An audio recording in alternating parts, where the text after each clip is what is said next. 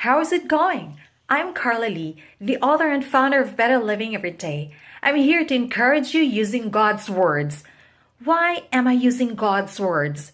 Because God's words are not bound by space or time. God's words cannot be destroyed. Yes, God's words cannot be destroyed, for they have power. But if you will not believe in God's words, it will not work. You will not see the power it can do for your life because you don't believe. Why is it so? Because that's one of the laws of the universe. If you believe in God's words, you will have an abundant life. You will have a better life. But if you won't believe, the opposite could happen. Or nothing will happen at all in your life because you don't believe. If you believe on God's words and give it the power to work in your life, then that's the time the power will be at work. It will be released. It will be demonstrated.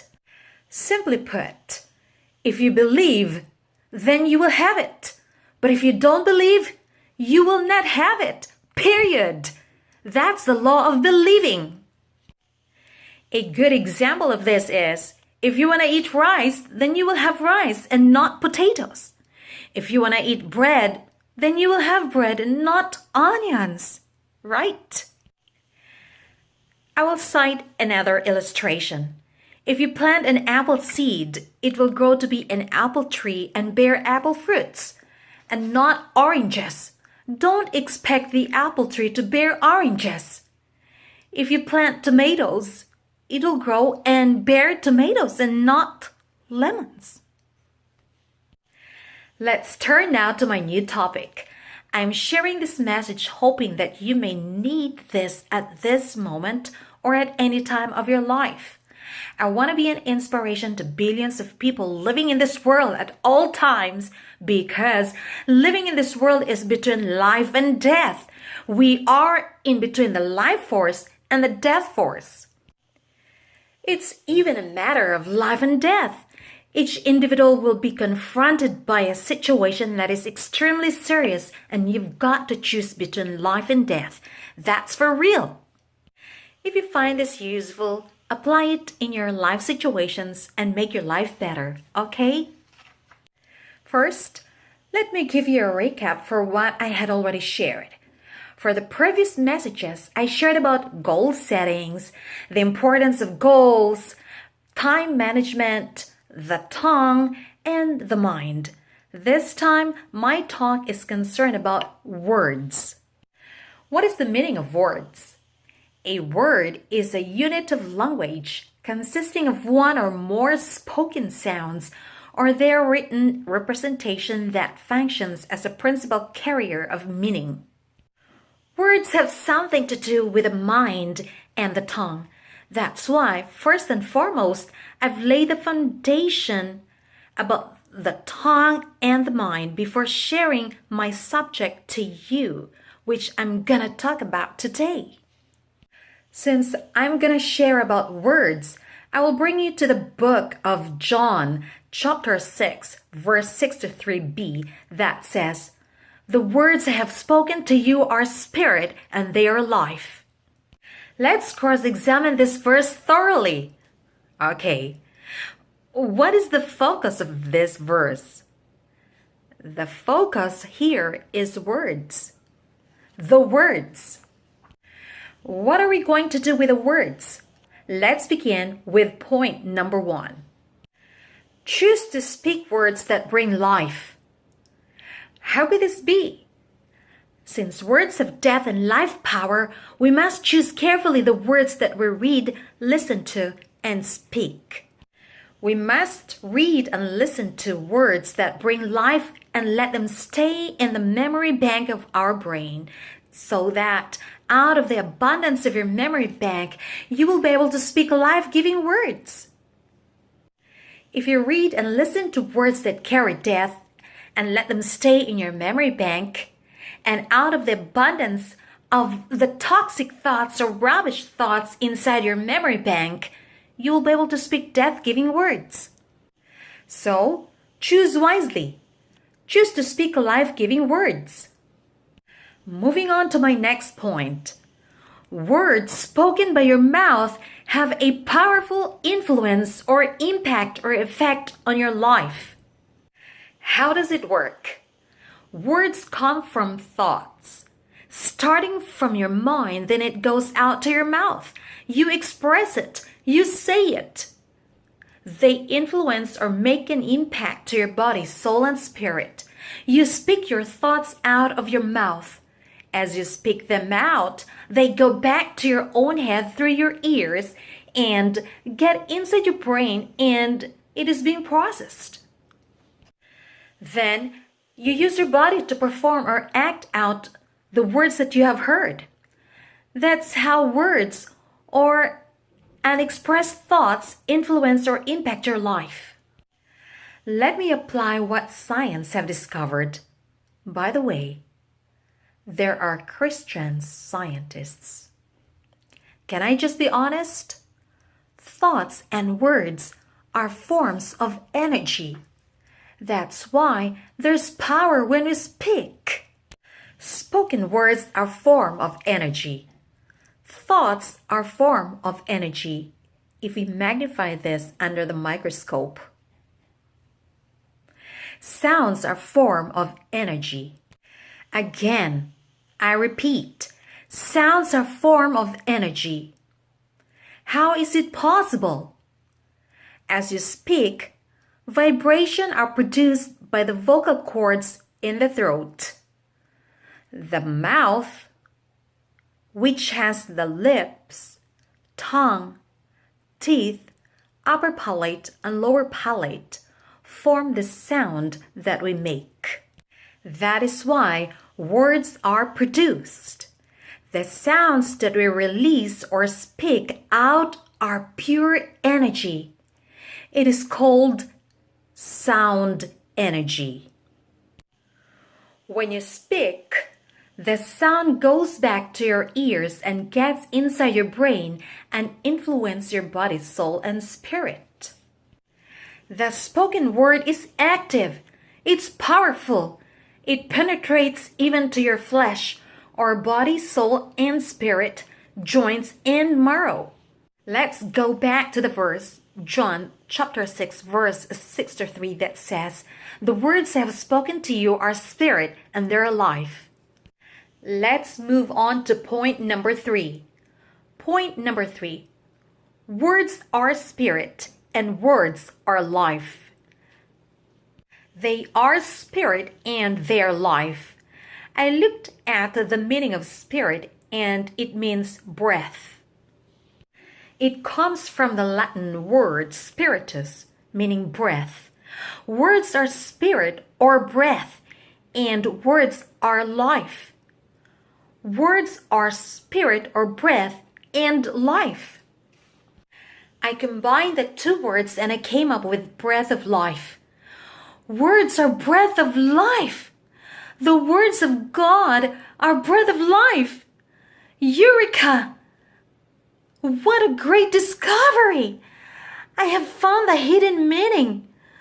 God has revealed himself as the breath of life. Yes, he is the breath of life. In my former message, did you remember the verse I shared from Genesis chapter 2 verse 7 that says, "God formed a man from the dust of the ground and breathed into his nostrils the breath of life, and the man became a living being." Good heavens! What a great revelation! The words of God are breath of life. Take note. God only breathed once, but within that breath, something from him was transferred to the man that he created. God's words are spirit or breath, and God's words are life. God breathed into our nostrils with the breath of life that comes from him. The words of God are breath of life. Point number 4. God has put life in the brain and in all parts of the body. And it was good, right? He put good things. He put good stuff in the brain and in all parts of the body. God did not breathe death into the nostrils of the human being that He created. Why would He do that? He will not do that because in the first place, He is a good and loving God. He created us with love. God is love. That's the truth. He transferred life to man. The significance of this truth is that we need to speak words that bring life. And in order for us to speak words that bring life is to be saturated with God's words from the Bible. I want to elaborate on this truth that says there's power in the words we speak. It could bring death or it could bring life. John is our example. He spoke God's words because he knows if he speaks God's words, they bring life to the listeners. I'd like to connect this with Isaiah chapter 55 verse 9 that says, God's thoughts are higher than our thoughts. Or, God's words are higher than our words. His ways are higher than our ways. Remember, words are expressed thoughts, so I substituted thoughts here for words. And did you remember that thoughts are form of energy? And words are form of energy? So, God's thoughts are the highest form of energy. Thoughts are energy. If you want to prove that, take a look at the thought under a microscope. You will find out that thoughts are energy. Everything in this earth is energy.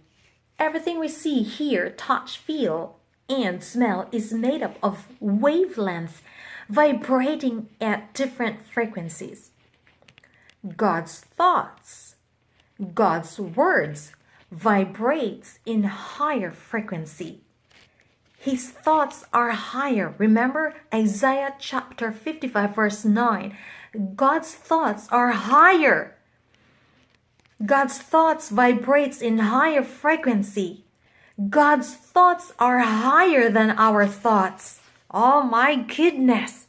Negative, toxic, or rubbish thoughts vibrate in lower frequency.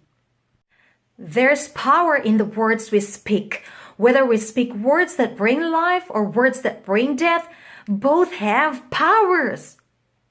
So, as John said, the words I have spoken to you are spirit and they are life. Let's do the same. Let's be imitators of John. Let's speak life-giving words. Let's speak God's words. Remember, God's thoughts are higher than our thoughts. God's words have higher frequency. God's words are higher. God's thoughts are higher. Remember, always remember that. If you want to change your energy field around you, it's possible. You must speak words that give life. Speak God's words to your life. Speak God's words to your difficult situations.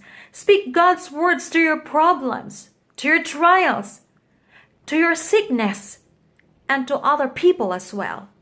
In conclusion, change the way you read and listen. What are the words that are coming into your eyes and ears? What are the words that you deposit inside your memory bank? By this, you will change the way you think. If you change the way you think, your spoken words also will change. Read, listen, and think words that carry life, and you can speak words that bring life. Whatsoever you think, whatsoever words that you say, and whatsoever actions that you do will always return to your own head. So think, Speak and act wisely because it will make an impact in your life. It would be wise if you think and speak God's words and even put actions unto them, and your life will be better. Remember John chapter 6 verse 63b that says, "The words I have spoken to you are spirit and they are life."